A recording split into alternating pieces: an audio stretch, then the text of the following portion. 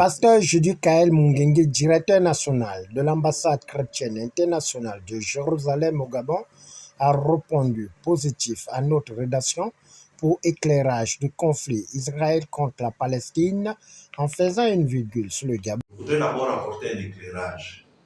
Il ne s'agit pas du conflit Israël contre la Palestine. Il faut bien restituer les choses. Ce n'est pas Gaza, ce n'est pas la Palestine, mais c'est le Hamas. Le Hamas est une organisation qui combat l'État d'Israël. Donc, il est mieux de dire qu'il s'agit du conflit du Hamas contre Israël. Parce que c'est le Hamas qui a porté le premier coup et la nation d'Israël, le peuple d'Israël ne fait que se défendre. Donc, nous parlerons du conflit Hamas contre Israël. Je crois que vous êtes mieux placé en tant qu'homme de médias pour savoir que c'est depuis le 7 octobre qu'il y a eu des enlèvements et les autres détails, vous êtes mieux placé que moi pour communiquer là-dessus par rapport à la situation. Alors, le conflit qui prévaut du Hamas contre Israël a une origine biblique. Le conflit remonte du temps de l'Exode, lorsque le peuple d'Israël a quitté l'Égypte. À la sortie de l'Égypte, il y a un peuple en particulier qui, en ce temps-là, s'était jeté ou bien avait livré combat contre Israël. Et là, il s'agissait du peuple conduit par celui en ce temps-là qu'on appelait Amalek.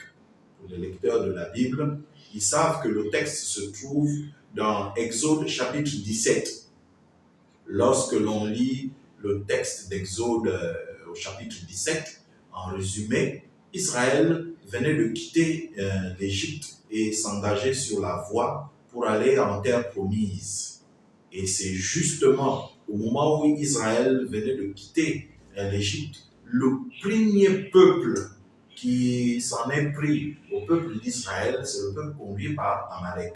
Sachant que Amalek est de la lignée de la même lignée que Israël, provenant d'Abraham, Isaac. Mais plutôt que de soutenir le peuple d'Israël, les Amalécites se sont mis à combattre Israël par derrière. Entendons par derrière. Le peuple avait formé une colonne en marche. Et donc les hommes braves et les guerriers, ainsi que Moïse, le leader, étaient en avant. Mais en arrière-marche, il y avait donc les hommes en âge, les malades, et tous ceux qui n'avaient pas la validité pour marcher au même rythme que la tête de la colonne. Et donc Amalek s'était attaqué à ceux qui étaient à l'arrière-train de la colonne dans l'intention de porter préjudice au peuple d'Israël. Et à partir donc de cette attaque, l'Éternel s'était insurgé contre cet acte et avait proclamé qu'il y aurait un conflit de l'Éternel contre Amalek de génération en génération. Pour bien fixer les idées, je vais ici juste nous lire un petit texte. Je suis donc dans Exode chapitre 17 à partir du verset 8. La Bible déclare ceci. Amalek vint combattre Israël à Rephidim. Alors Moïse dit à Josué, choisis-nous des hommes, sors et combat Amalek. Demain, je tiendrai sur le sommet de la colline la verge de Dieu dans ma main. Josué fit ce que lui avait dit Moïse pour combattre Amalek. Et Moïse, Aaron et Hur montèrent au sommet de la colline. Lorsque Moïse élevait sa main, Israël était le plus fort. Et lorsqu'il baissait sa main, Amalek était le plus fort. Les mains de Moïse étant fatiguées, ils prirent une pierre qu'ils placèrent sous lui et il s'assit dessus. Aaron et Hur soutenaient ses mains l'un d'un côté et l'autre de l'autre. et ses mains restèrent fermes jusqu'au coucher du soleil. Et Josué vainquit Amalek et son peuple au tranchant de l'épée. Verset 14. L'Éternel dit à Moïse, écris cela dans le livre pour que le souvenir s'en conserve, et déclare à Josué que j'effacerai la mémoire d'Amalek de dessus les cieux. Moïse bâtit un autel et lui donna pour nom l'Éternel ma bannière. Il dit, parce que la main a été levée sur le trône de l'Éternel, il y aura guerre de l'Éternel contre Amalek de génération en génération. Amalécite avait été effectivement détruit. On ne peut plus parler de Amalek en tant que personne physique, mais à cause de l'engagement de l'Éternel à combattre l'esprit d'Amalek. Amalek aujourd'hui est une entité spirituelle. Amalek aujourd'hui représente ce que l'on appelle sous d'autres cieux l'antisémitisme. Entendez par antisémitisme cette volonté, ce concept et ce désir à voir au travers du peuple d'Israël des ennemis.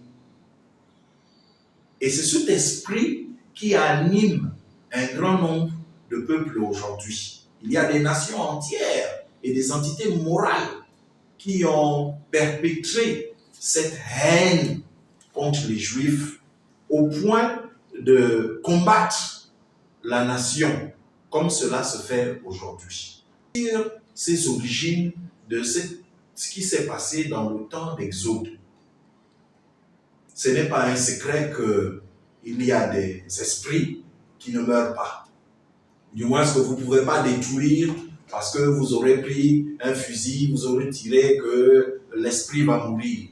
Il y a des esprits qui perdurent, qui existent depuis la création du monde et qui sont toujours à l'œuvre pour accomplir des desseins malveillants à l'égard de tout ce que Dieu met en place, afin que Jésus de Nazareth soit reconnu comme la solution.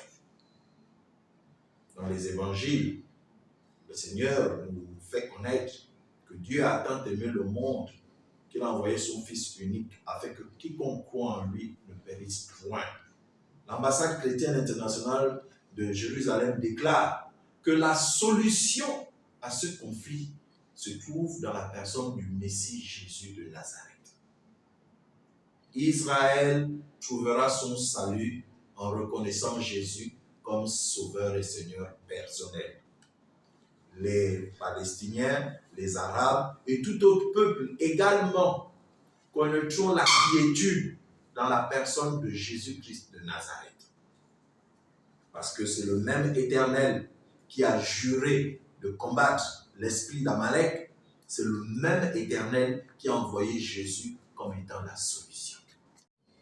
L'ambassade chrétienne internationale de Jérusalem a déjà fait parvenir au comité d'organisation via la plateforme qui a été ouverte en ligne nos contributions. Nous-mêmes déjà, nous sommes engagés dans la prière pour la reconnaissance de Jésus-Christ comme le Messie. C'est le canal, c'est la voie que nous proclamons, nous présentons comme la solution. Mais nous pensons aussi que l'heure est venue pour le Gabon de se positionner à l'égard de Israël. L'histoire nous raconte que dans les années 73, le Gabon a rompu ses relations diplomatiques avec l'État d'Israël. Je ne veux pas ici aller dans le détail politique.